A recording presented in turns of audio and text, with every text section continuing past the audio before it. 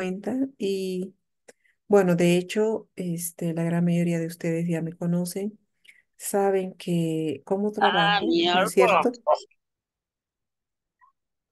Ya. Sin embargo, pedirles por favor que en esta oportunidad tengamos mucho criterio desde el punto de vista de la participación, debido a que en definitiva vamos a tener muchos conceptos que nosotros los podemos venir desarrollando y hablando porque son conceptos y criterios actuales, ¿no es cierto? Entonces, desde ese punto de vista, por favor, invitarlos nuevamente a que puedan, por favor, entrar en un proceso de retroalimentación que sea lo más adecuado posible. ¿Ya? Como bien lo habíamos dicho, en esta oportunidad estamos trabajando con la unidad de ingeniería económica y obviamente podemos partir de dos conceptos básicos y principales que me gustaría discutirlos con ustedes. Primero, antes que nada, pues agradecerles su presencia, considerando incluso la situación en la que nos encontramos y considero que definitivamente más bien ha sido bastante positivo el hecho de que estemos ya todos en casa para que podamos cumplir con nuestro deber ciudadano el día de mañana, ¿no? Lionel, ¿tiene alguna pregunta?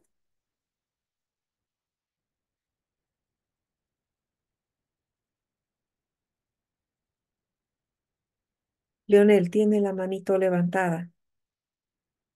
Ah, ya, ok, muy bien. Entonces, ahora vamos a empezar con los criterios y con los conceptos. Antes de que yo pueda compartir mis diapositivas, quisiera preguntarles qué es ingeniería, qué es lo que conocen ustedes como ingeniería o de dónde deriva o a qué corresponde. ¿Qué será la ingeniería? Solita, solamente como ingeniería. Como dice su nombre, licenciada, es el ingenio que una persona utiliza para resolver algún problema. Exactamente. Mejor no lo puedo decir, le agradezco mucho. En realidad, cuando hablamos de ingeniería, hablamos del ingenio, la creatividad y la innovación que se puede tener para la solución de algún tipo de situaciones, ¿no es cierto? Si nosotros hablamos de ingeniería, ustedes saben que a lo largo de nuestras vidas encontramos distintas formas y distintos mecanismos para poder desarrollar y hacer una gestión desde el punto de vista comercial, financiero, industrial, etcétera, etcétera. O sea, darle solución a algo mediante el ingenio, mediante la creatividad, mediante ciertos conceptos y ciertos elementos que obviamente nos ayuden a nosotros como seres humanos, obviamente, para poder cumplir los objetivos. Ahora bien, ¿cuál será la diferencia entre ingeniería, perdón, entre economía y finanzas? Porque existe diferencia, ¿no?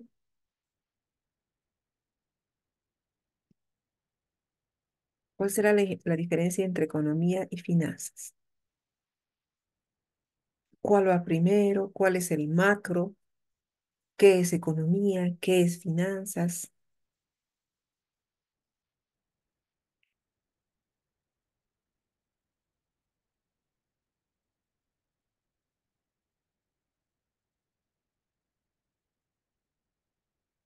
¿Mm? Bueno, yo licenciada entiendo por economía al movimiento que existe en la sociedad entre la oferta y la demanda. Y las Ya, finanzas sería el comportamiento que tiene el tema del recurso monetario. ya, perfecto. Ambos se relacionan al dinero, sin duda alguna, ¿no es cierto? Pero en realidad las finanzas son una rama de la economía, son parte de la economía. La economía podríamos considerarla como un macro, como un punto, como les diré, desde el punto de vista, digamos, macroeconómico, macro conceptual, etcétera, etcétera, y que obviamente habla sobre el intercambio del capital que puede existir entre individuos, entre empresas, entre departamentos, entre regiones, etcétera, etcétera, etcétera.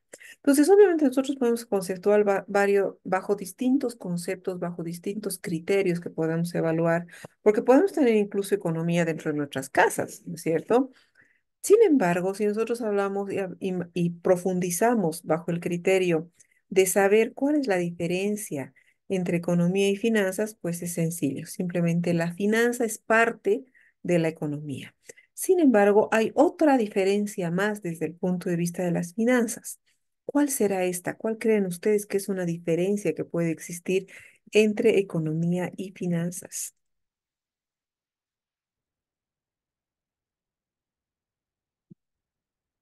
¿Qué creen ustedes? Equivóquense. Mejor si se equivocan. A mí me gusta cuando hay errores porque obviamente podemos corregirlos, ¿no es cierto? ¿Cuál será uno de los factores importantes que me va a delimitar la economía?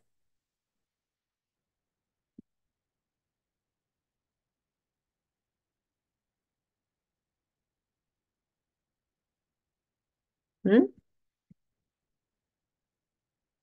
¿Qué delimitará mi economía? Chicos, asumo que ya todos están en sus casas esperando a ser censados, entonces no hay mucha oportunidad de decir que están trabajando. La Entonces, sociedad ¿mm? pudiera ser la sociedad en su La conjunto. sociedad. Ya, ¿qué más? Cuando hablamos de economía, estamos hablando de nuestros activos, estamos hablando del dinero, definitivamente. Sin embargo, las finanzas van en función de la solvencia, van en función de la rentabilidad, ¿no es cierto? Y de obviamente ir gestionando desde el punto de vista, si nosotros queremos llamarle conceptual, ¿no es cierto? La liquidez con la que puedes pagar algo, ¿no? Entonces, obviamente, si nosotros unimos ahora lo que es perdón, si unimos los conceptos de economía y de finanzas, podemos decir que definitivamente está claro el concepto de que las finanzas son parte de la economía.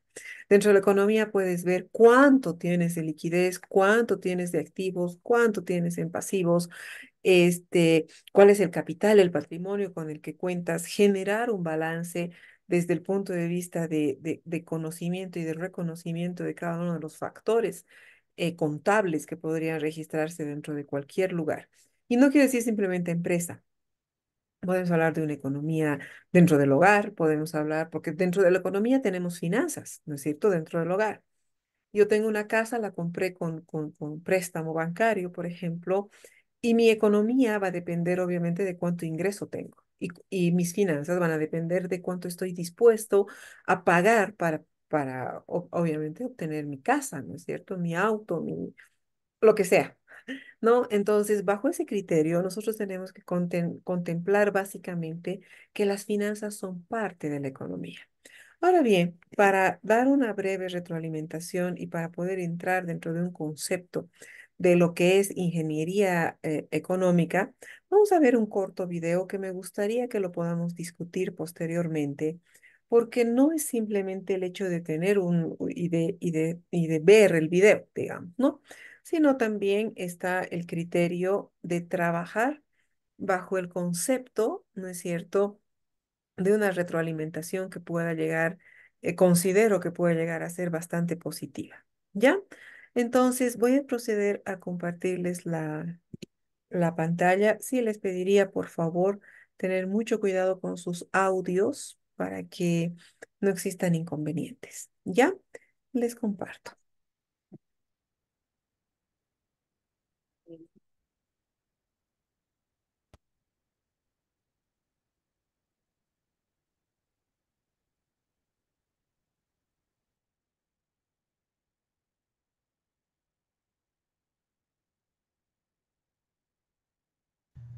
Antes de entrar de lleno a cálculos y procedimientos matemáticos, necesitamos saber un poco de teoría, por lo cual vamos a conocer unos conceptos fundamentales como lo son el valor de dinero en el tiempo, las tasas de intereses y los flujos de efectivo.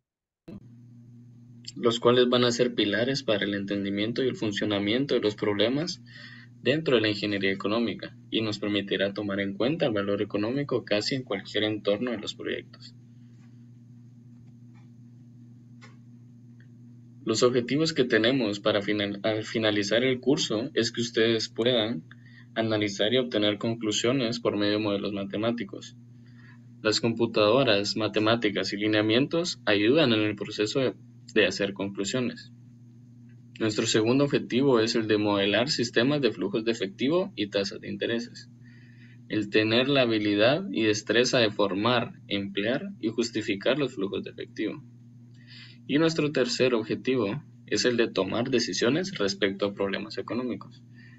No solamente la toma de decisiones de proyectos, sino también en decisiones personales, como comprar un automóvil, una vivienda y aparatos electrónicos.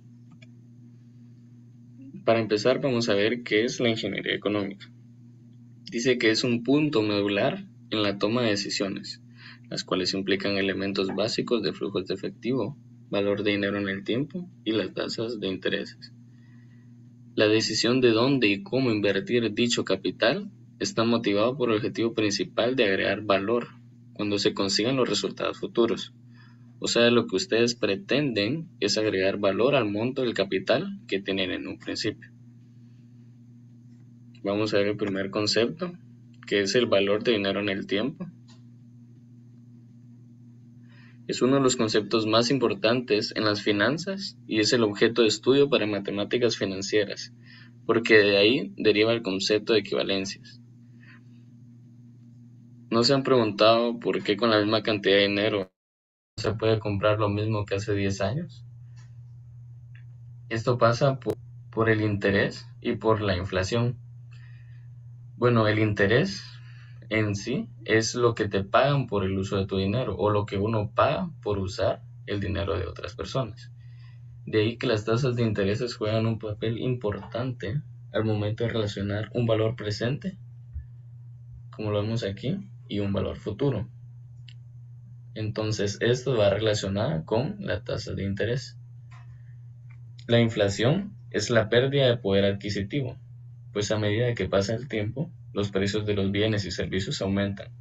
Por lo tanto, si tenemos una cantidad de dinero, lo podemos destinar a diferentes actividades, como lo son el de gastar, invertir o guardarlo. Todas estas posibilidades constituyen un costo de oportunidad, de tal suerte que la mejor alternativa se seleccionará de acuerdo a la mayor rentabilidad. Si uno gasta el dinero, podrá disfrutar de las cosas que compre, pero no recibirá ganancias. Si uno invierte el dinero, podrá recibir una rentabilidad al cabo de un tiempo. Y si lo guarda, no solo dejará de recibir ganancias, ni disfrutar las cosas que compre, sino que con el tiempo perderás el poder de compra. Por lo mismo de la inflación.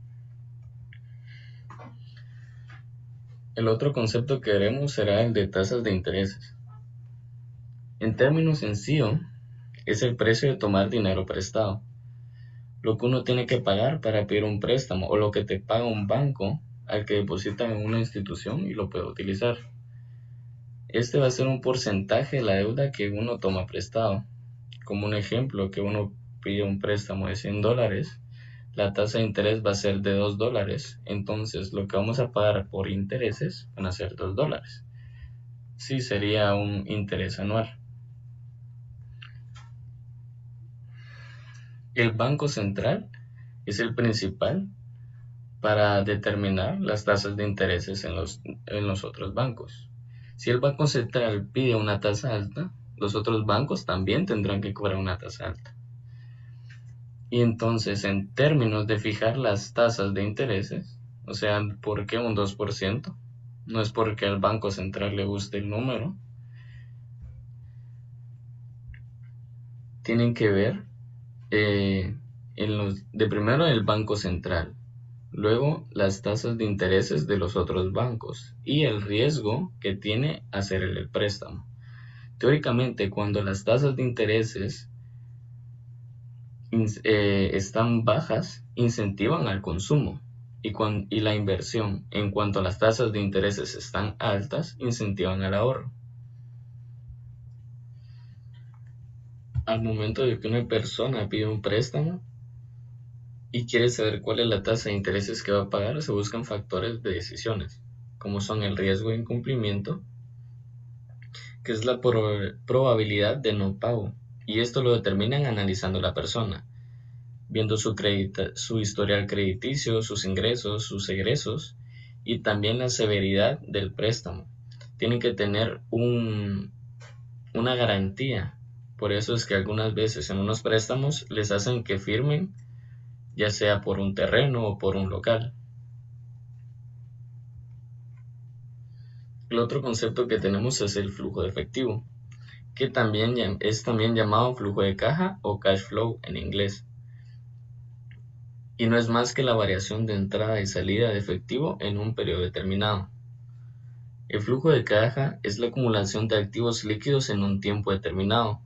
Por tanto, sirve como un indicador de la liquidez de la empresa, que es decir, la capacidad de generar efectivo, cuánto dinero entra y cuánto dinero sale.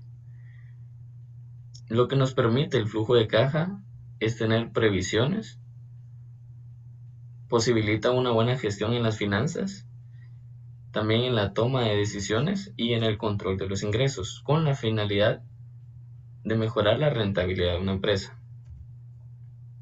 ¿Cómo hacer un flujo efectivo? Esto es a grosso modo.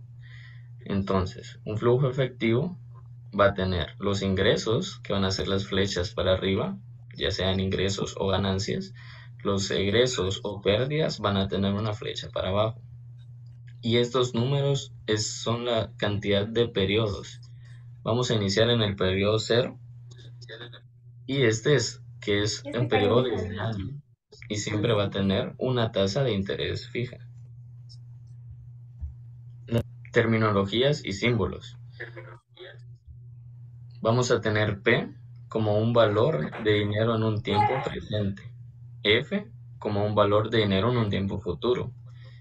La letra A va a ser una serie de cantidades de dinero consecutivas iguales, que también son llamadas valor anual o anualidades. Y N va a ser el número de periodos, ya sean años, meses y días. Y la I va a ser la tasa de interés o tasa de retorno. La N y la I tienen una relación, ya que si la N está en años, la I tendría que estar en años, igual con la I. Si la I está en meses, la N tendría que estar en meses. Si ustedes tuvieran un interés anual, entonces la N sería periodo por años. Bueno, esto es todo por nuestra...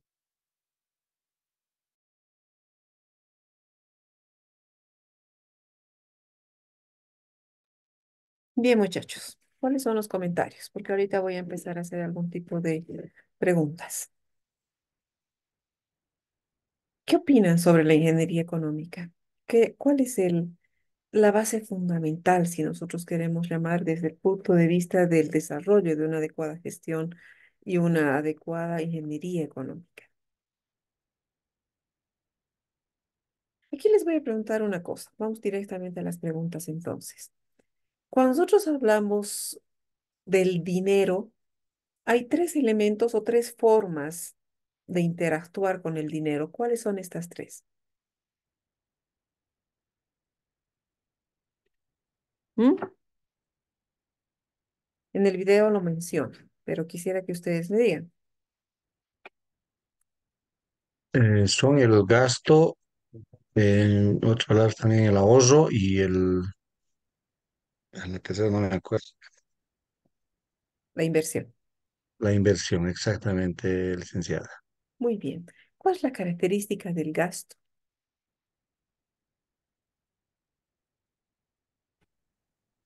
O sea, un gasto es una erogación de un monto X de dinero que no se recupera. Ese es el término básico de gasto. Ya. Inversión es un egreso de caja que sí va a retornar porque vamos a comprar equipos mejores y eso va a generar más utilidad y más producción. Ujú. Esos dos serían, ¿no? Sí. Ya. ¿Y el Eso y ya. ahorro? El ahorro es el no gastar el dinero que tenemos, ¿no? O sea, pero, o sea, no está muy claro. El ahorro, cuando lo ahorramos en el banco, nos paga una tasa de interés ínfima que no es muy significativa, pero cuando se ahorra en gran cantidad, sí tiene un parte interesante, ¿no? Porque es el 7% anual, si no me equivoco, o el ciclo, no, 3% anual, Tres, creo que nos paga. entre Más, 3 3,5 en sí, nuestro medio, ¿no? 2,7 más o menos. Ujú, eso Ujú. sí. Muy bien, muy bien, muchísimas gracias. En realidad, cuando hablamos del dinero, es un patrón que va a estar presente en la vida de cualquier empresa, cualquier familia, cualquier persona, ¿no es cierto? Y que tiene la particularidad de que definitivamente el dinero tiene que estar en constante movimiento, en cualquiera de las circunstancias. Si hablamos de un gasto, como bien decían, algo que no va a volver, ¿no es cierto? Un gasto es algo que definitivamente no va a volver. Una inversión tendría que tener, obviamente, el efecto de retorno, ¿no es cierto? Pero desde todos los puntos de vista, el dinero tiene que tener un flujo. No puedes tenerlo estancado. O sea, lo menos adecuado, por ejemplo, es tener un dinero, digamos, bajo el colchón. Sin embargo, en algunos casos se puede considerar incluso hasta lo más, como les diré, lo más seguro posible. Pero si hablamos de una empresa, bien lo mencionaban con relación a la tasa de interés, una tasa de interés mínima, ¿no es cierto?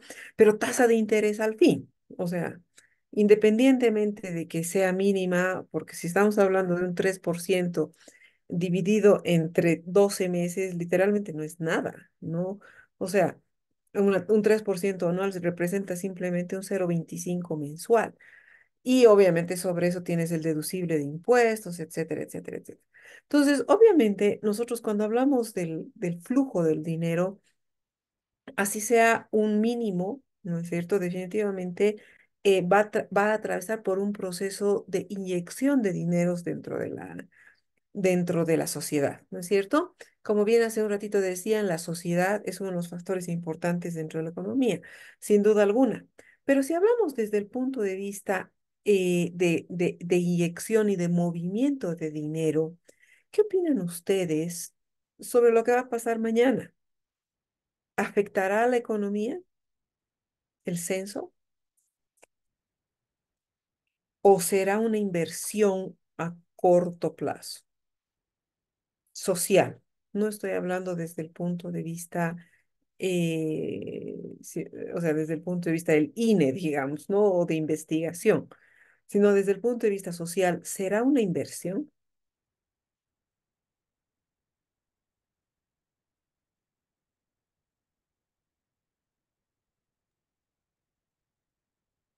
Yo pienso que sí, licenciada la palabra. Claro que Yo sí. pienso que sí, porque el censo, en pocas palabras, define, ¿no?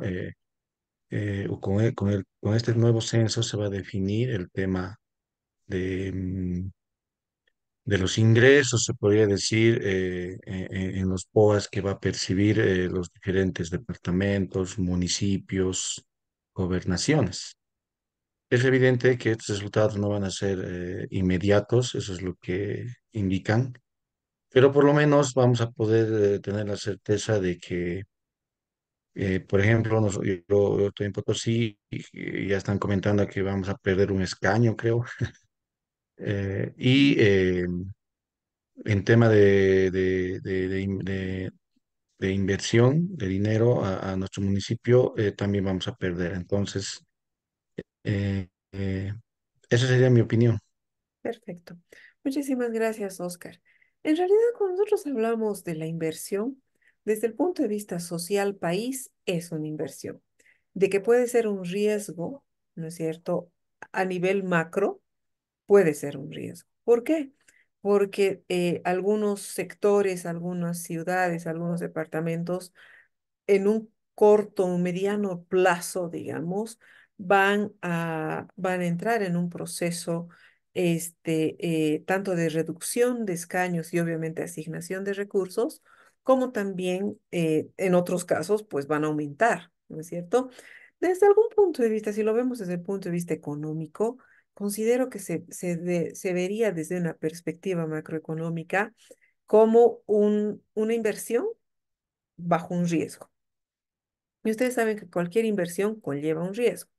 Ahora bien, los resultados, si lo ponemos en comparativo con relación al 2012, que ha sido el último censo, en realidad considero desde algún punto de vista que incluso este es em,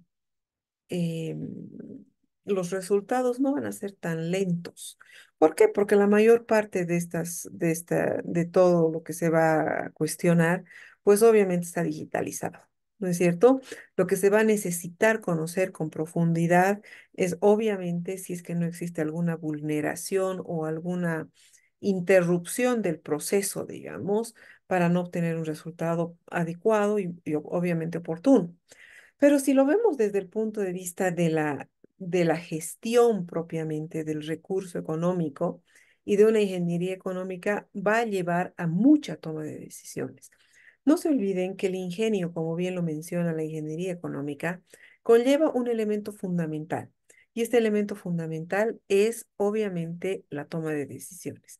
Desde todos los aspectos y bajo todos los puntos de vista, si nosotros hablamos de toma de decisiones, estamos presentes dentro de una situación en la que constantemente estamos tomando decisiones. Sin embargo, ¿quién es el que va a tomar decisiones fundamentalmente en la situación, digamos, desde el punto de vista micro y macroeconómico con relación al censo? ¿Quién es el factor, el agente fundamental en la toma de decisiones?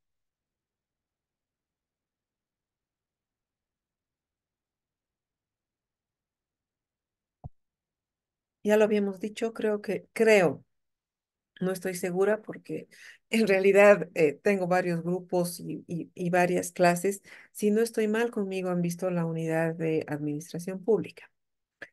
Entonces, ahí hemos hablado de tres elementos del Estado fundamentales. Dentro de los elementos del Estado se encuentran, ¿cuáles son esos?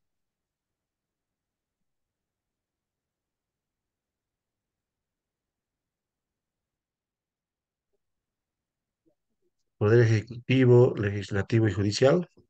No, no, no. Elementos del Estado, no del gobierno, del Estado A población, territorio Obvio. Y gobierno. y gobierno. gobierno. Ujú. ¿Quién es el que toma decisiones en favor o en contra? El gobierno, ¿no? El gobierno. Definitivamente, Pero definitivamente.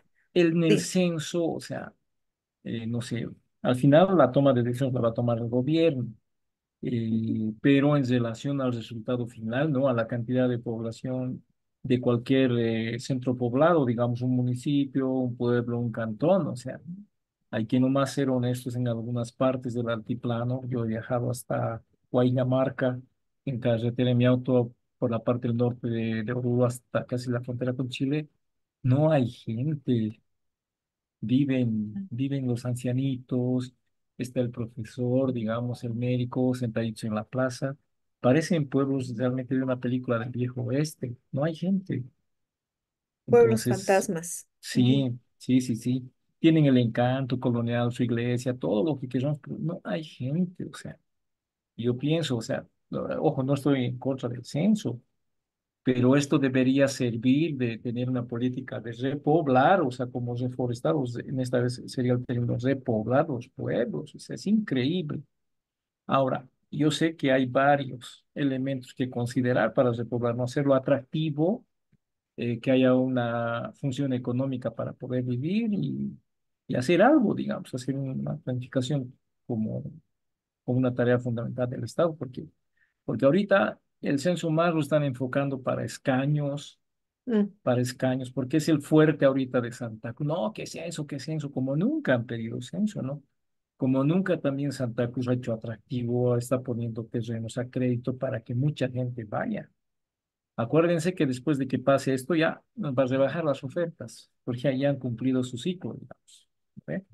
Claro. Entonces, considero de que un factor preponderante debería ser, o sea, paralelamente a la población, el efecto que se va a lograr con esas tomas de decisiones en estos pueblos fantasmas. O sea, No nos olvidemos de que la guerra del Pacífico la hemos perdido porque no había gente en esos lugares. O sea, bolivianos no había, ¿no? Había un Exacto. terrateniente, Avaroa, que era terrateniente, etcétera, etcétera. Pero si no hay gente, o sea, también el otro día veía imágenes del Siglala, de los entornos, o sea, no hay gente y es increíble, o sea. Esperemos que hayamos aumentado una cantidad de X de habitantes, puta, y no hayamos bajado, ¿no? Con la pandemia, o sea, sería un poco terrible eso, o sea, eso sería, Lice.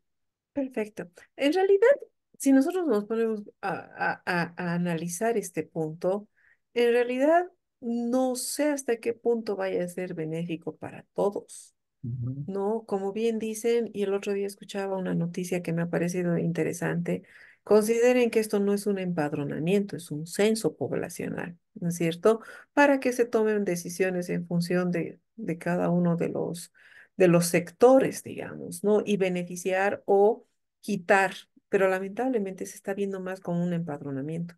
Se lo está enfocando más desde el punto de vista social y no tanto macroeconómico y obviamente económico propiamente dicho, ¿no? Entonces, es un tanto riesgoso, sin embargo, ya vamos a tener una idea más clara. ¿Para qué? Para la asignación económica de recursos, ¿no es cierto? No financiera, sino económica.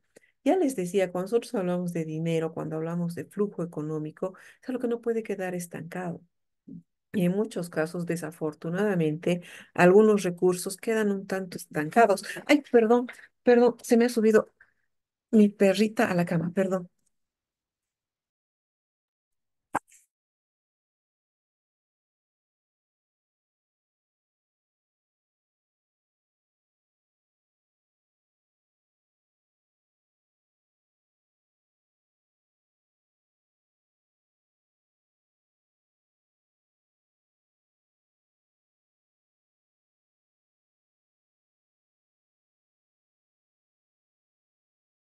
Perdón, mil disculpas. Se me subió la cachorrita que asumo que va a ser censada también mañana, pero es medio loca. Bueno, no sé de qué estaba hablando. Entonces, cuando nosotros hablamos de la asignación de recursos, decíamos que definitivamente no podemos estar dentro de un criterio de mantener estático. Entonces, considero que el resultado, obviamente, de estas circunstancias van a hacer que nosotros tomemos, o sea, que el gobierno, en función del Estado, tome una decisión que sea adecuada, digamos, ¿no? Y en beneficio de las partes que intervengan.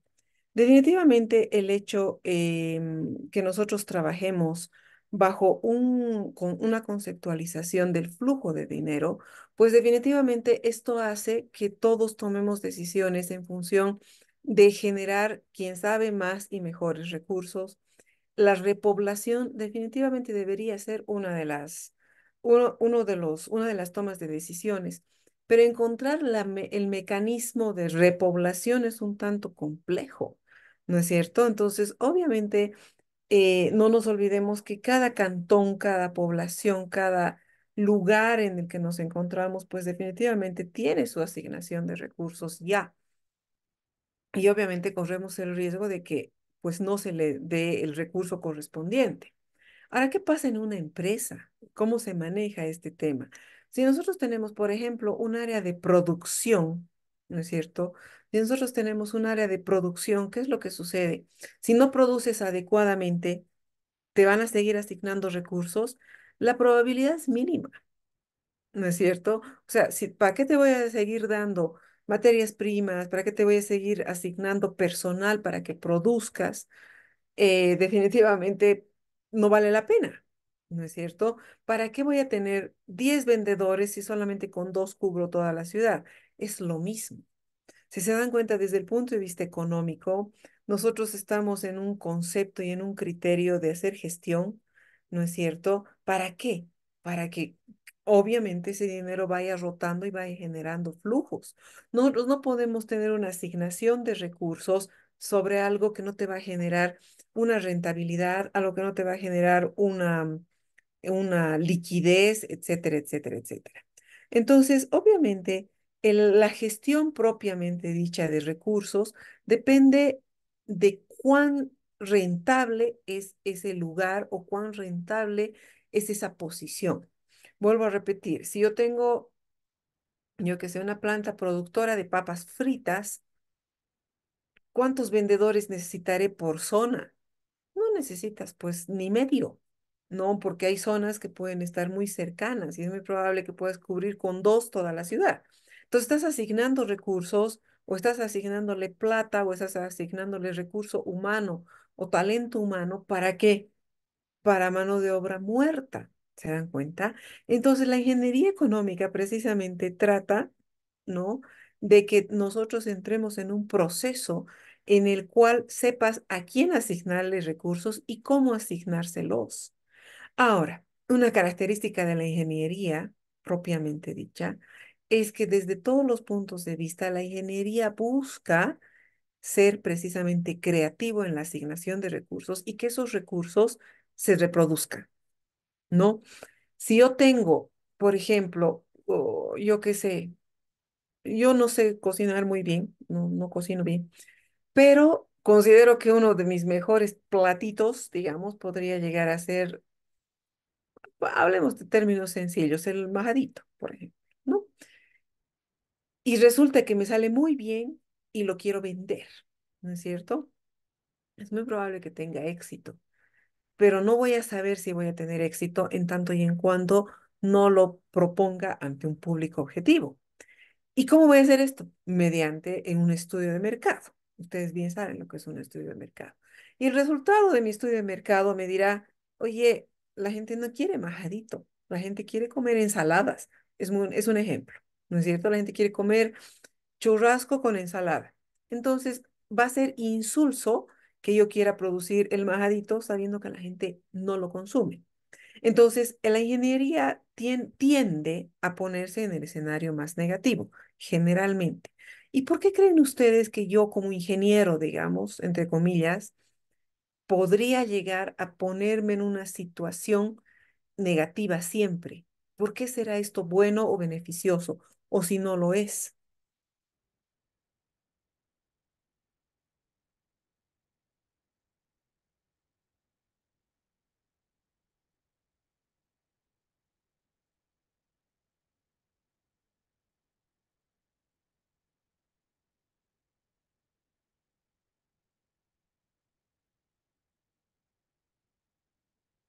Chicos, Licenciada, o sea, un poco yo, si estoy equivocado, me corrige, pero, o sea, hay algunos autores que dicen de que la base del éxito es siempre pensar en el peor de los escenarios.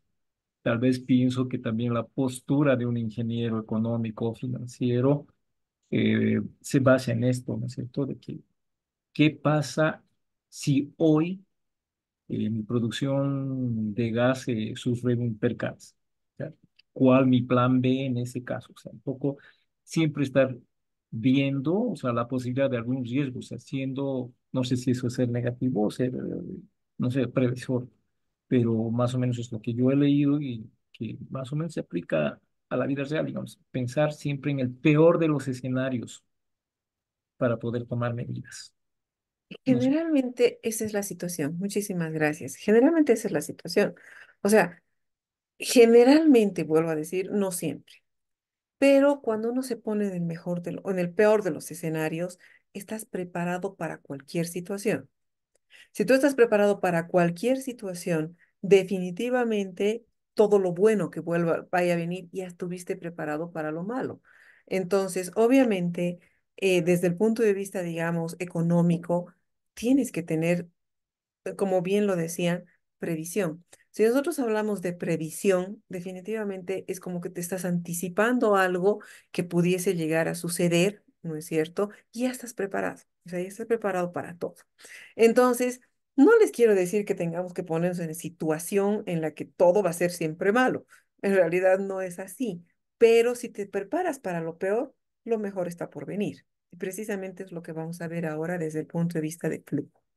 ¿Me van a confirmar, por favor, si se puede, si ha cambiado la diapositiva?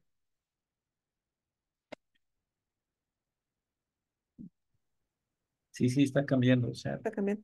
Ya, sí, cambia. sí, porque a veces no cambia. Bien, entonces ya habíamos dicho que el dinero es importante, que la economía, desde el punto de vista global, pues definitivamente está afectando los estados de resultados dentro de cualquier empresa, dentro de cualquier organización, dentro de cualquier familia inclusive. Sin embargo, aquí lo que vamos a hablar un poquito es del flujo de efectivo. El flujo de efectivo es como la sangre, ¿no es cierto? Un cuerpo sin sangre no funciona. Entonces, el efectivo es esa sangre que le va a dar, ¿qué se llama? Es lo que le va a dar vitalidad a la organización. Sin plata, ¿funcionaría una empresa? No creo, ¿no es cierto? Y obviamente las empresas tienen como principal objetivo la rentabilidad, pues que alguna empresa está creada como para decir, ah, la crearé por si acaso y si me genera plata bien y si no, pues la cierro. No creo que estemos en una posición tan buena como para poder darnos el lujo de que eso llegue a suceder, ¿no es cierto? Entonces, obviamente, si nosotros hablamos de flujo de efectivo, es dar esa cuestión constante. Mañana, si bien es una inversión, ¿no es cierto? De hecho, se va a cortar ese flujo de efectivo. No va a haber transporte, no va a haber sándwichitos, no va a haber empresas de deliveries, nada. Murió, ahí quedó. Es un día sin flujo de efectivo. ¿Afectará a la sociedad un día sin flujo?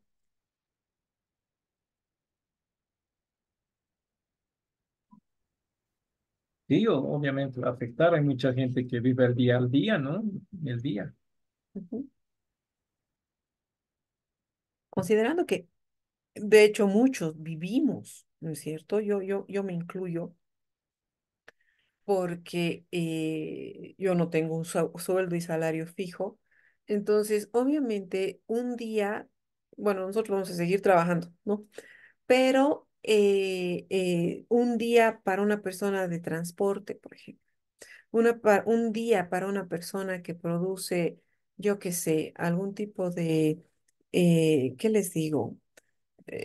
Los que tienen, digamos, el día a día alguito, ¿no? En sus propias vidas, gracias. En sus propias vidas definitivamente le va a afectar, ¿no es cierto? Ahora, para no tener ese flujo de efectivo, será importante también tomar previsiones. ¿Esa persona debió tomar previsiones o las van a tomar? Porque hay personas que sí toman previsiones y hay empresas que también lo hacen. Les pongo el ejemplo de un transportista dentro del radio urbano, minibús, trufi, taxi, lo que sea. ¿Será que tome previsiones?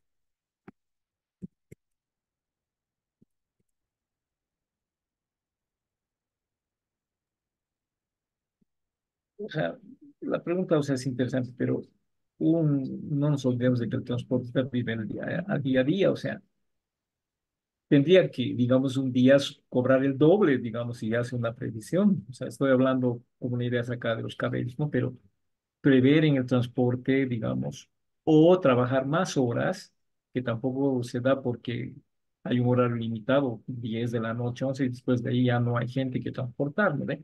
Entonces, o Ujú. sea, es muy, muy, muy, qué sé yo, un poco irreal de que los que viven al día puedan prever, digamos. Claro, efectivamente, cobrar el doble, imposible, ¿no? O sea, Ujú. Sí, no va a pasar. Pero no sé si ustedes se han dado cuenta, yo de camino a casa hoy día veía que hay demasiada aglomeración de transporte, ¿no? Entiendo que lo que están tratando es de tener más idas y vueltas hasta la hora que se cierre. Hoy obviamente entremos en el auto de buen gobierno, donde no puedes salir ni a la puerta, ¿no? Entonces, bajo ese concepto es importante que nosotros trabajemos, ¿no es cierto?, desde algún punto de vista la previsión. En algunos casos sí se puede, en el caso del transporte, por ejemplo. Pero en el caso de los alimentos, por ejemplo, no vas a poder hacer que la gente consuma el doble hoy día, digamos. O sea, si querías comprar una pizza, que compres dos. No, a no ser que tengas una estrategia comercial demasiado agresiva, ¿no es cierto? O sea, tendría que ser demasiado agresiva. Sin embargo, hay formas que en algún caso sí se pueda. Ahora, obviamente desde el punto de vista del flujo de efectivo, como su nombre lo dice y como les había dicho, es la sangre de la organización. O sea, tú tienes que tener sangre en tu cuerpo. Si no tienes sangre, pues de alguna manera tienes que inyectarle, ¿no es cierto? Entonces, precisamente de esto, quiero que veamos un poco lo que es el estado de flujo de efectivo, que de hecho ustedes ya lo saben, pero no estaría de más que podamos hacer un proceso de retroalimentación como recordación. Vuelvo a repetir, o sea, esto es algo que ustedes ya lo saben y de hecho es una de las actividades que ustedes deben realizar dentro dentro de la presente unidad. Sin embargo, es importante que tengamos una retroalimentación positiva. Escuchemos. Flujo de efectivo, como su nombre lo dice, es un estado financiero que nos permite saber el movimiento del dinero en efectivo de una empresa en un periodo de tiempo. Si el balance general ya nos indica el patrimonio que tiene la empresa y el estado de resultados nos indica la ganancia que genera, ¿para qué queremos saber el movimiento del dinero en efectivo? Supongamos que tu empresa había sacado un préstamo del banco a ser devuelto en su totalidad de hoy a un mes. Si de hoy a un mes tu empresa no tiene el dinero en efectivo suficiente para devolver esa deuda, aunque no lo creas, tu empresa puede quebrar. Esto es, aunque tu empresa esté produciendo utilidades. Esto pasa porque las utilidades no siempre significan la disponibilidad de efectivo. Cuando vendes tus productos a crédito, en tu balance general y en tu estado de resultados, esto se registra como un ingreso, pero como es una venta a crédito, el dinero en efectivo por esa venta se obtiene en el futuro. Si es que necesitabas ese dinero para devolver la deuda y la fecha de reembolso llega antes que la fecha de cobro por tu venta, tu empresa será incapaz de reembolsarla y podrá quebrar. Para evitar eso, es necesario el estado de flujo de efectivo.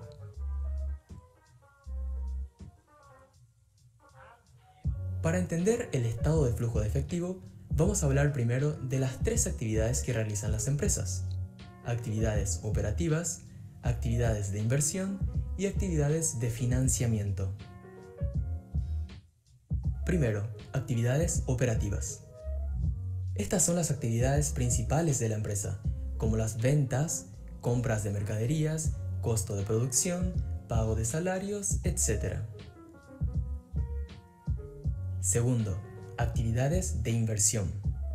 Estas actividades son las de compra de activos fijos con la intención de obtener beneficios en el futuro, como la compra y venta de activos financieros, compra y venta de activos fijos como inmuebles y maquinarias, mejoras realizadas en las instalaciones, etc. Tercero, actividades de financiamiento. Estas son todas las relacionadas a las actividades para juntar dinero de agentes externos, como la emisión de acciones o bonos, obtención de préstamos bancarios, reembolso de los préstamos tomados, etc.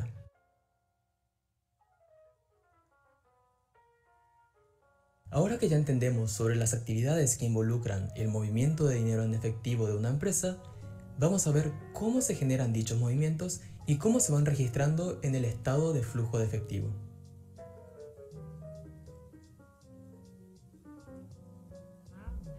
Cuando cobramos por la venta de un producto o servicio, tenemos un flujo positivo de efectivo por actividades operativas. Es un flujo positivo porque entró dinero en efectivo en nuestra empresa. Si es que cobramos $5.000, el flujo de efectivo es de positivo $5.000.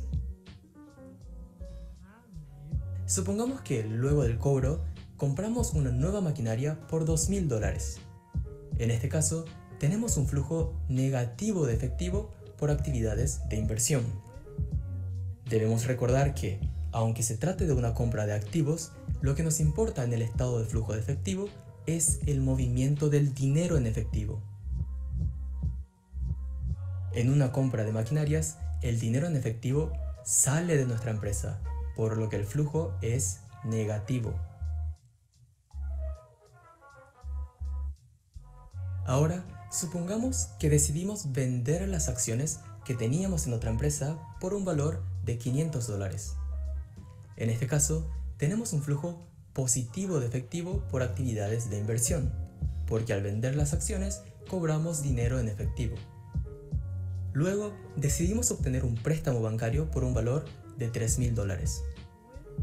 Si bien este préstamo es un pasivo, el flujo de efectivo por actividades de financiamiento es positivo, ya que al obtener el préstamo, el banco nos entrega dinero en efectivo.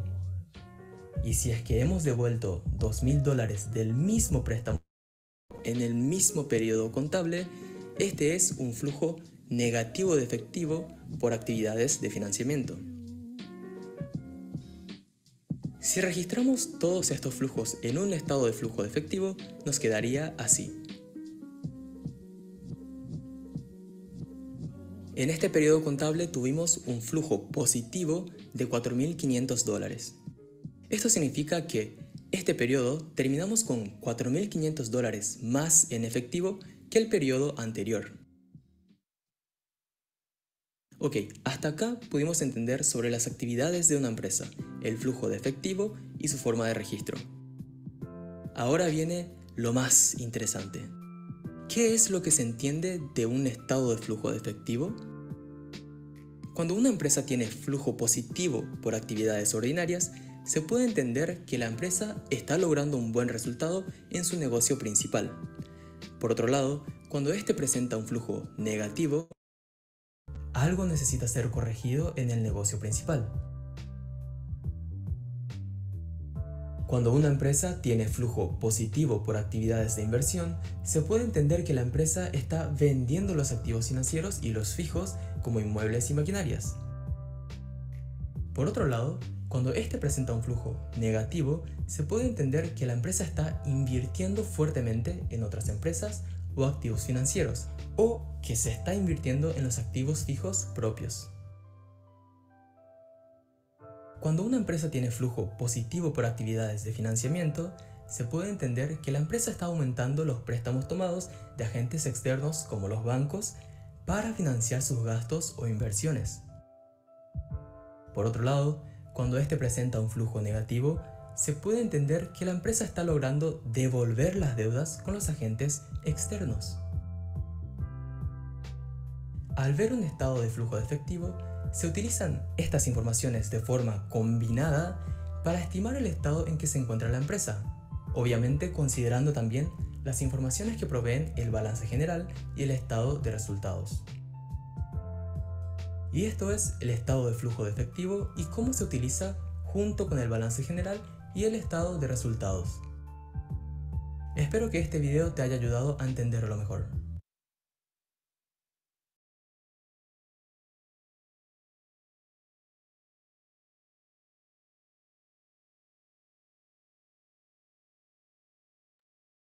Bien, muchachos, los escucho. En resumidas cuentas, ¿qué es lo que más nos importa de un estado de flujo de efectivo?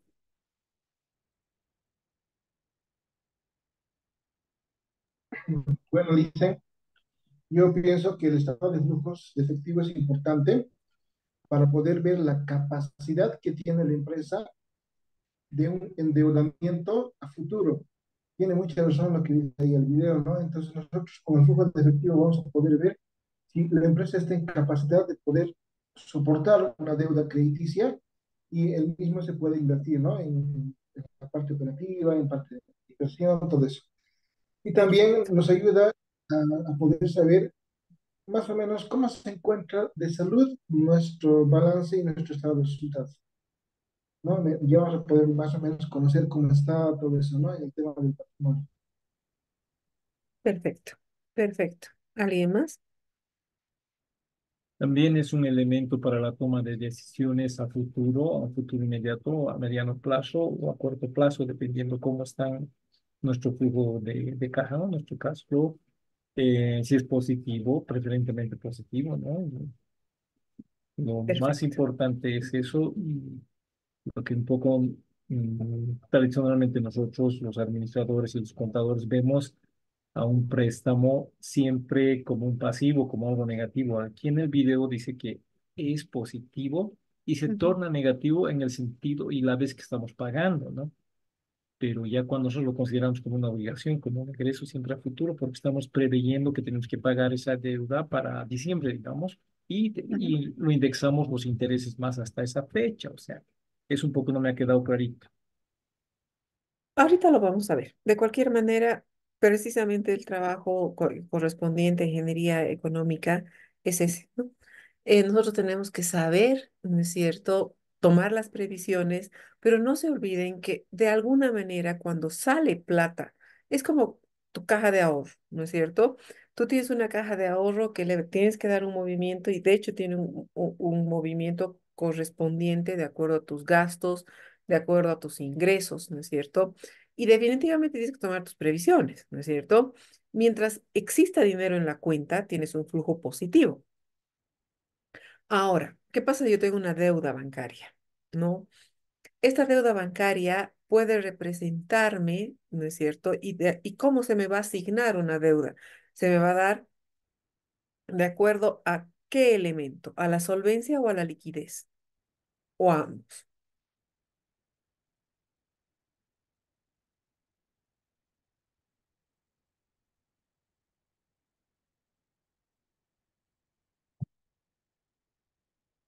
En función de qué se da una...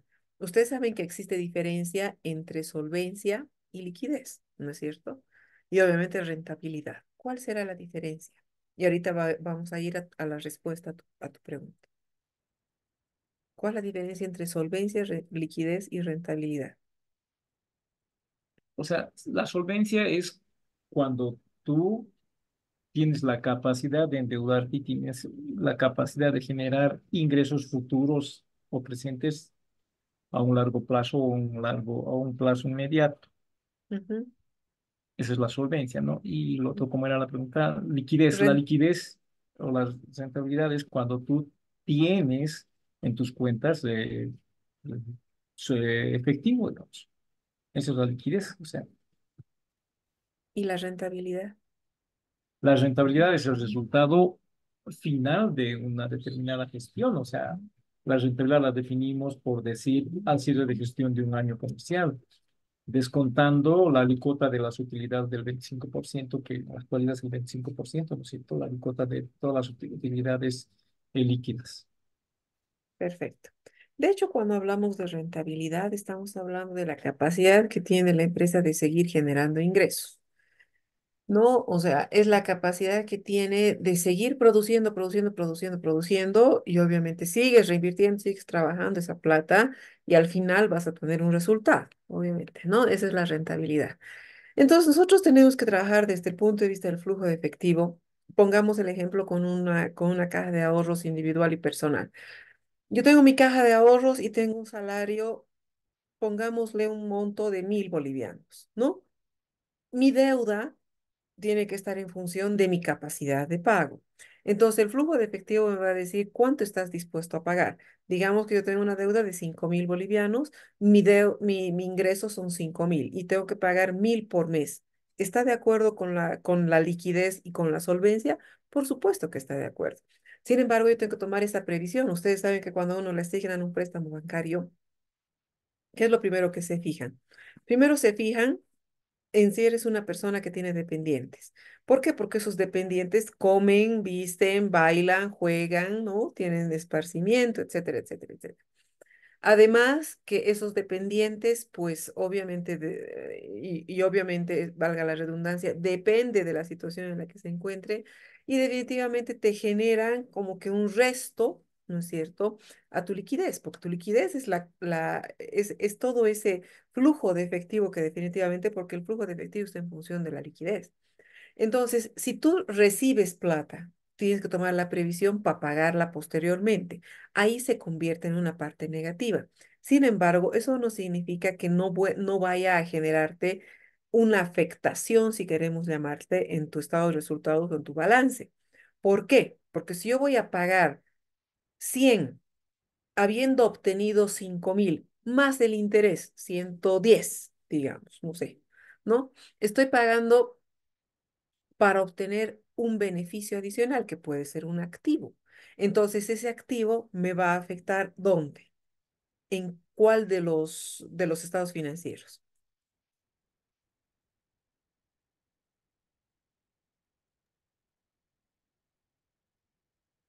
Va a haber crecimiento en el activo fijo, licenciada.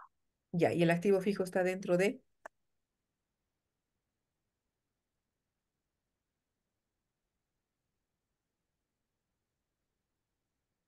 En el balance le dicen. Claro, obviamente.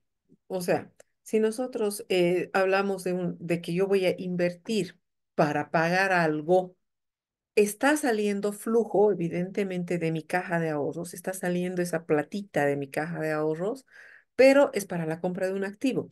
Ahí te afecta positivamente dentro de tus estados financieros. Pero si, digamos, me estoy haciendo un préstamo para, yo qué sé, ropa, ¿será una afectación positiva o negativa? Es 100% Negativa. negativa. 100% negativa. Es por eso que hay mucho cuidado, por ejemplo, incluso nosotros. ¿No? Yo considero que Bolivia es uno de los países más conservadores desde el punto de vista del uso de las tarjetas de crédito, por ejemplo, ¿no? Porque el crédito es contra tu flujo totalmente. ¿No? La tarjeta de crédito. No sientes, pero si lo ves desde el punto de vista del consumidor, de consumismo, mercantilismo, comercial y todo eso, pues definitivamente el uso de una tarjeta de crédito es emocionalmente lo más atractivo y psicológicamente lo más, como les diré, emocionante. Porque no sientes que está saliendo la plata, ¿no? Entonces, obviamente depende mucho de para qué tú estás generando un proceso de endeudamiento. Obviamente el flujo de efectivo no lo veo tan negativo si es que es para la adquisición de un activo. Si es para la adquisición de un activo, está bienvenidísimo, ¿no es cierto? Pero si utilizamos un flujo de efectivo negativo para algo innecesario y para generar simple y sencillamente gastos, desafortunadamente, pues obviamente te va a generar un flujo en contra, ¿no es cierto? De hecho, hay que aprender a generar economías, ¿no es cierto? Ingenierías económicas desde la casa. Si tú vas a querer manejar una empresa, primero tienes que manejar bien la economía de tu casa. Obviamente, las empresas están orientadas a hacer una revisión de estos flujos de efectivo de manera constante, mensual, me animo a decir. Y obviamente, saber cuántas utilidades, cuánto te representa, cuáles son los reportes que vas a realizar.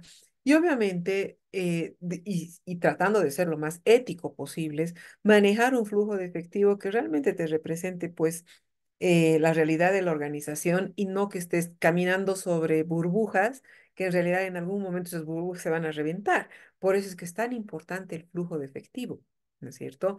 Ahora, si lo vemos desde el punto de vista del flujo de efectivo como dinero que está presente durante las operaciones empresariales, obviamente quiere decir que esta plata que tienes ahora adquiera valor en el tiempo. ¿No es cierto? Vuelvo a repetir, no puede ser que mi flujo de efectivo negativo sea para compras insulsas. Tienes que generarte un beneficio, ¿no es cierto? Ahora, obviamente, desde el punto de vista del flujo de efectivo y desde el punto de vista del aprovechamiento, digamos, para la producción de bienes y servicios, desde ese punto de vista, nosotros tenemos que tratar de obtener y de generar la mayor cantidad de riquezas posibles, ¿no es cierto? Y hacer que ese dinero tenga un valor en el tiempo. ¿Qué productos o qué bienes dentro de la organización no van a ir a un flujo de efectivo positivo, pero que de hecho los necesitas?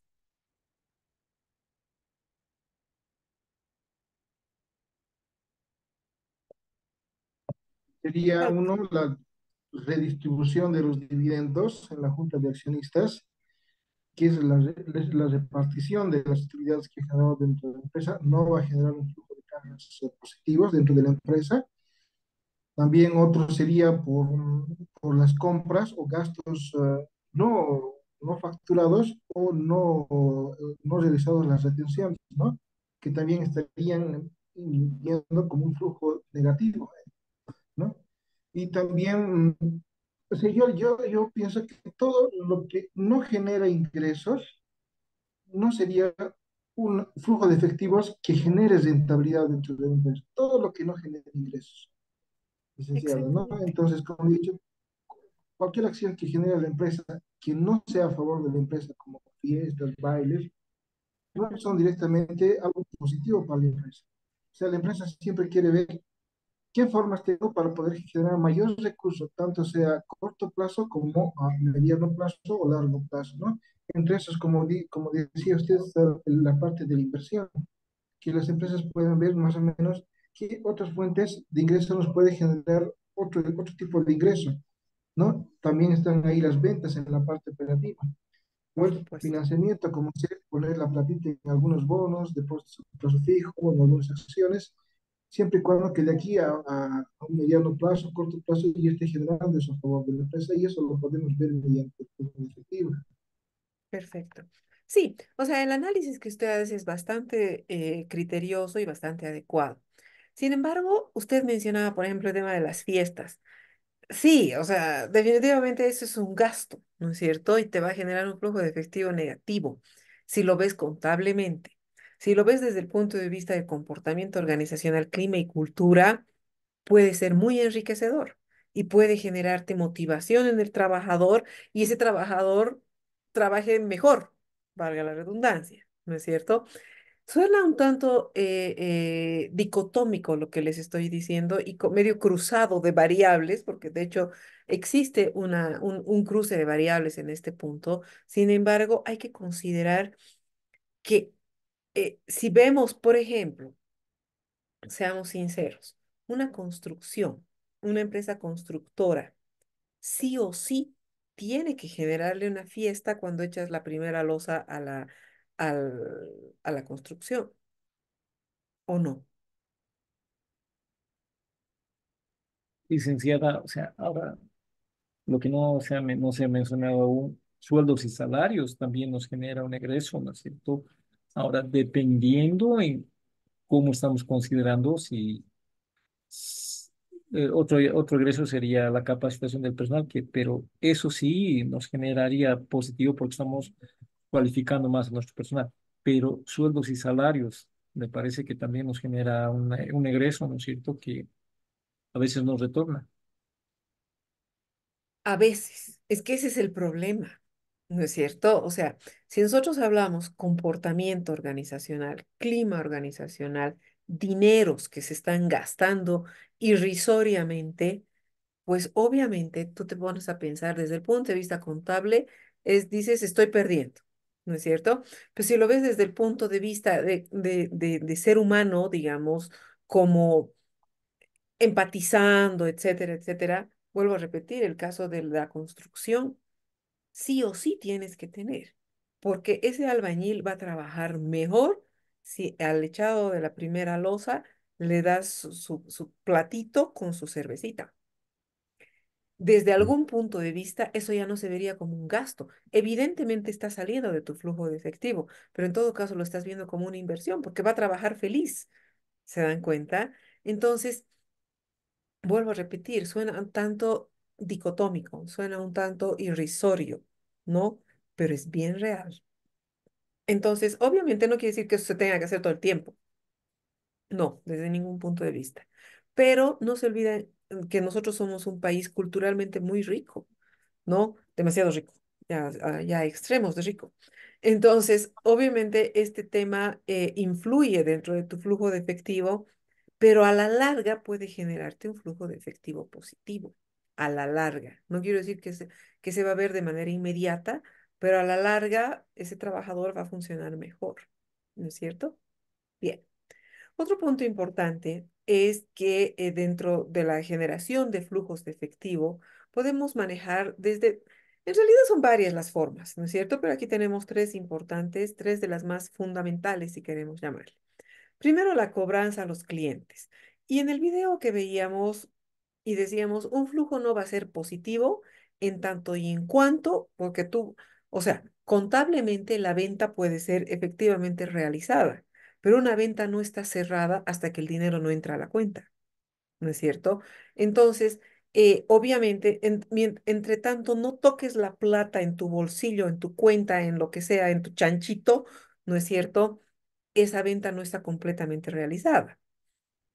Ahora bien, puede ser como considerada como un pasivo. ¿Será que ustedes lo pueden considerar como un pasivo contablemente?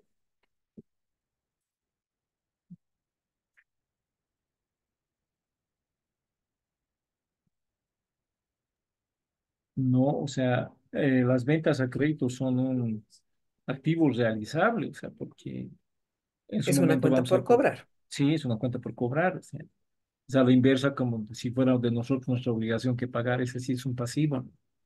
Exactamente, exactamente. En realidad es una cuenta por cobrar, es un pasivo para la persona que nos debe, es un pasivo para la empresa que nos debe. Entonces, obviamente para nosotros es una cuenta por cobrar, obviamente, y esta cuenta por cobrar en algún momento tiene que volverse flujo, tiene que volverse plata. Ahora, muchas empresas viven del crédito, por supuesto que sí. Por supuesto que sí. Un claro ejemplo de esto, por ejemplo, es Tisnac, ¿no?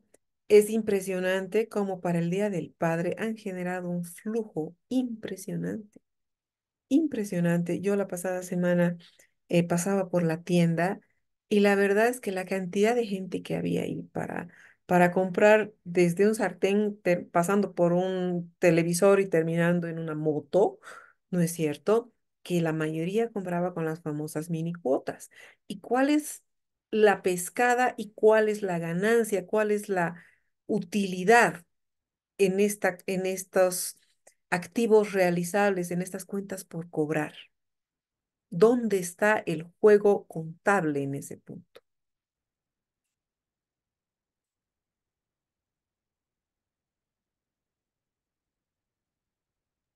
Las ventas sería.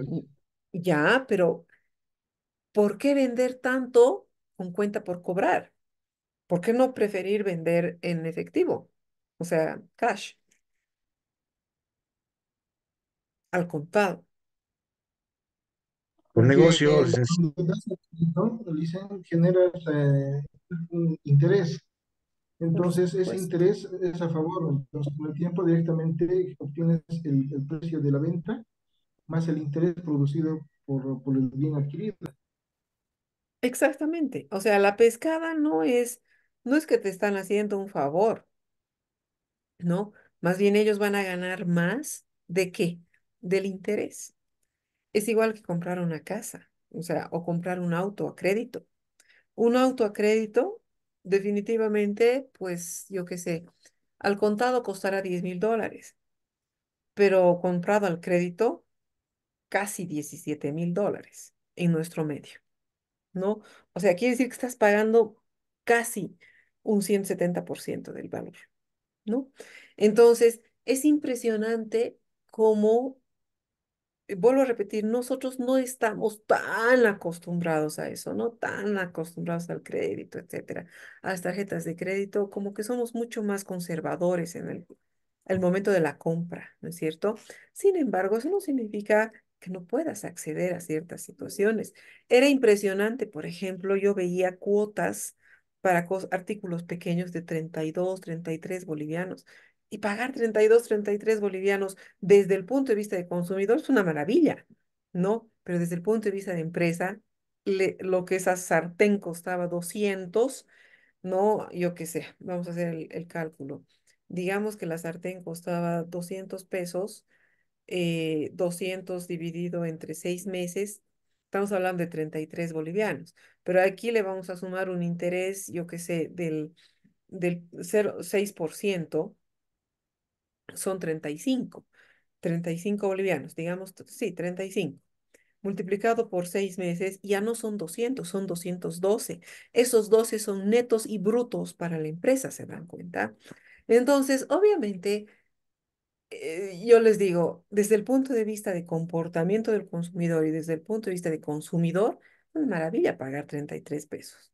Pero desde el punto de vista de empresa, es más maravilloso todavía, porque no solamente vas a recibir 200, vas a recibir 200 más el interés. ¿Ya? Bien. El segundo punto hablaríamos de los aportes de capital de los socios. En realidad, si nosotros tuviéramos una empresa, digamos, no creo, y realmente dependiendo del tipo de empresa, obviamente, no creo que una empresa pueda funcionar y pueda sustentarse con solamente el aporte de un socio. Hoy en día, los niveles de competitividad en el mercado hacen que definitivamente tú necesites asociarte. Ahora, esta sociedad, dependiendo de las circunstancias, dependiendo de las situaciones, pues obviamente tiene su nivel de complicación, si queremos llamarle. Pero en algún momento me preguntaban, incluso algunos estudiantes me decían, ¿se puede tener una empresa con socios, pero que legalmente aparezca solamente uno como una empresa unipersonal? Por supuesto que sí. Por supuesto que sí, ¿no? Para pagar menos impuesto, para que no sea las multas no sean tan complicadas desde el punto de vista impositivo. Entonces, tú haces un acuerdo interno, ¿no es cierto?, con tus socios, cada uno pone su aporte de capital, su nivel de rentabilidad, cuánto de utilidad quieren ganar de acuerdo al aporte y punto, ahí se acaba. ¿No es cierto? Legalmente, frente a impuestos, aparece solamente uno como una empresa unipersonal. Ahora, obviamente, legalmente, para abrir una empresa unipersonal, así como para abrir una empresa SRL, los montos son limitados, ¿no es cierto? Obviamente. Sin embargo, internamente puedes tener aportes internos. ¿Para qué? Para el crecimiento y la explotación, si queremos llamarle, de la organización. Y esto no está mal, ¿no? Desde ningún punto de vista eso está mal. Ahora, los socios ya verán de dónde sacan la plata, ¿no? Ya verán de dónde sacan la plata. Si por aportes propios de su trabajo, entre comillas, o por un financiamiento bancario. Depende de cada uno de los socios, ¿no? Justamente hoy en día, hoy veía, porque hay situaciones medio raras, ¿no? Que te llaman siempre la atención. Veía una pareja en una escuela que siempre están los dos como pareja y manejando Mercedes-Benz, ¿no? Y con ropa de marca. Yo digo, me pongo a pensar. Y digo, estos cuates, ¿cómo? ¿De dónde? ¿No? Entonces, obviamente, no nos vamos a poner a escudriñar la vida y milagros de las personas, ya verán de dónde sacan, ¿no? Pero obviamente, si no trabajas y todo eso, te da medio que a sospechar, te dices, ¿qué está pasando? Digamos, ¿no? Entonces, obviamente, el aporte de capital de los socios depende mucho, y obviamente, en una empresa tendríamos que, bueno, decir, es una situación real lo que les estoy diciendo, tendríamos que preguntar de dónde vienen esos dineros, ¿no? Porque eventualmente ustedes saben que incluso por temas de lavado de dinero se hace una búsqueda minuciosa en el caso de que tú muevas mucho dinero y no tengas ingresos. Entonces hay que tener ahí mucho cuidado, ¿no? El tema del capital es un tema muy meticuloso que lo tenemos que trabajar con mucho cuidado, pero además bajo los criterios en muchos casos de confianza, ¿no? Y finalmente, el tema de la venta de los activos que ya no se utilizan. Les digo con toda sinceridad, y ustedes bien saben que una característica del activo es que se puede monetizar. Esa es la característica fundamental de un activo. Sin embargo, aquí hay un detalle importante. Cuando hablamos de la característica de un activo, estamos diciendo que se puede vender y obviamente de los activos que nosotros estamos hablando son todo lo que cuenta la empresa, todo lo que tenemos en casa y que efectivamente, y ustedes mejor que nadie lo sabe, que somos, ¿cómo les diré? Tenemos desde el punto de vista comercial, si queremos llamarle desde el punto de vista contable, lo que se llama la depreciación. Lo único que no se deprecia son los bienes inmuebles. Depende de cuáles. En eso hay que tener también mucho cuidado. ¿Por qué les digo depende de cuáles? Yo vivo en la ciudad de La Paz, como ustedes bien saben, y ustedes se han debido enterar por noticias que las lluvias nos han castigado feamente, ¿no? Hemos pasado situaciones, y me incluyo, ¿no? Estando yo en un lugar muy alejado de mi casa, en el que no podía salir, entonces nos ha afectado muy feo. Pero si yo como ser humano me ha afectado desde el punto de vista emocional, porque lo único que yo quería era estar en mi casa, ¿no? desde el punto de vista económico, ha afectado a las construcciones, ¿no? Ha afectado a las construcciones cercanas a lugares de riesgo. Entonces, con toda seguridad, esos inmuebles se han depreciado. O sea, por donde lo veamos, ¿no? Muchos decían, pues, por ejemplo, todo bien inmueble ¿qué se llama? Todo bien inmueble siempre se valoriza. Desafortunadamente, en algunos casos no. Lo que están, por ejemplo, los inmuebles que están en la berma del río, con seguridad que no, ¿no? Hoy en día pasaba por algunos de los lugares más afectados y desafortunadamente incluso los edificios aledaños, construcciones enormes, han perdido su valor. Entonces, obviamente, tú podrás venderlo, pero ¿quién te va a comprar? Y bajo el riesgo, digamos, ¿no? Entonces, hoy en día ya hay que tener mucho cuidado incluso desde ese criterio y bajo esos puntos de vista. Los escucho, por favor, algún comentario, para poder pasar al segundo llamado de lista, que ustedes vayan tranquilos a descansar el día de hoy y mañana continuar con su clase. ¿Algún comentario sobre lo que acabamos de hablar? Licenciada, una consulta. Usted dijo que los bienes inmuebles no se deprecian. Creo que sí se deprecian. Parece que son 2,5 anual, algo así. La construcción, me refiero, no al terreno. El terreno es lo único que no se deprecia. Pero Ahora está el terreno. Yo les digo, aquí incluso el terreno. ah, con esta Sí, situación de inmuebles, la es naturaleza, correcto. sí, que ya ha bajado el precio de las casas, indudablemente. O sea, hasta donde está la parte que no ha sido afectada a Irpadi, pero hay un río ahí en Irpadi, ya no va a valer lo que vale actualmente, o sea, es seguro es. Y la parte de Aranjuez, que ha sido la más afectada, o Santa María, no me acuerdo el barrio que realmente ha llevado duro, o se lo ha llevado Aranjuez. el puente, ha sido grave, o sea. Mm. Y muchos siempre aprovechan que les ocurra algún desastre natural para tratar de deshacerse e irse más arriba y ver algo. Pero a pesar de ello, la gente va a vender, licenciada va a ver, porque a seguir perdiendo van a preferir perder un tanto y irse a otros lados. O sea, como toda persona que no quiere arriesgarse más, digamos. Claro, por lo menos recuperaré mi capital o por lo menos recuperaré mi inversión, digamos, aunque no se valorice. Pero en realidad, como les digo, aquí ha sido terrible. Y aquí incluso los terrenos están perdiendo mucho. Han perdido mucho valor. Zonas que son muy, como les diré, Em, top de alguna manera, son Amor de Dios, Aranjuez, eran altamente valorados por el lugar en el que se encontraba y por el clima incluso. Pero como se ha llevado puentes y demás, pues obviamente, imagínense quién quiere poner en riesgo su vida. Nadie, ¿no?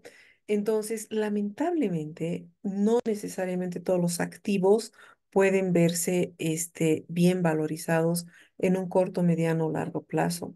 Lamentablemente, en muchos casos, como es este, por ejemplo, yo doy gracias, ¿no? Que no vivo en una zona cercana a los ríos, estoy justo en medio, ¿no? Entonces, pero he visto y he visto cosas horribles. Yo he ido con una carretera hacia la universidad en la que yo trabajo y he vuelto sin carretera, o sea, literalmente, ¿no? Entonces, yo les digo, este punto es importante considerar que el activo como tal, no todos. Ahora, si hablamos, por ejemplo, de tecnología, el activo desde el punto de vista de la tecnología se deprecia al día siguiente, ¿no? Porque constantemente la tecnología se está actualizando. Yo qué sé, el auto se deprecia tras que sales de la tienda de venta, de autoventa, por el simple hecho de que ya se ha erogado la factura.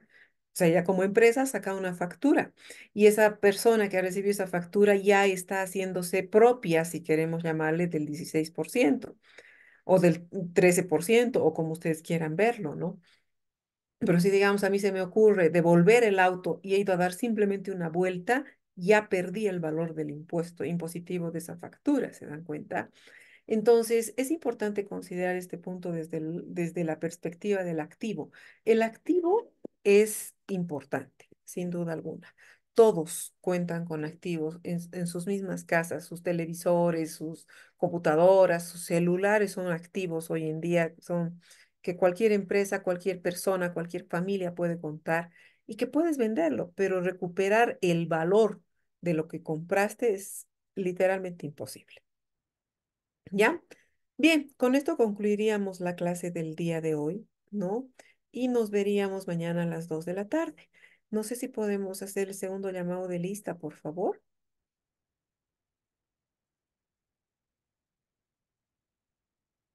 Hola, se me fue.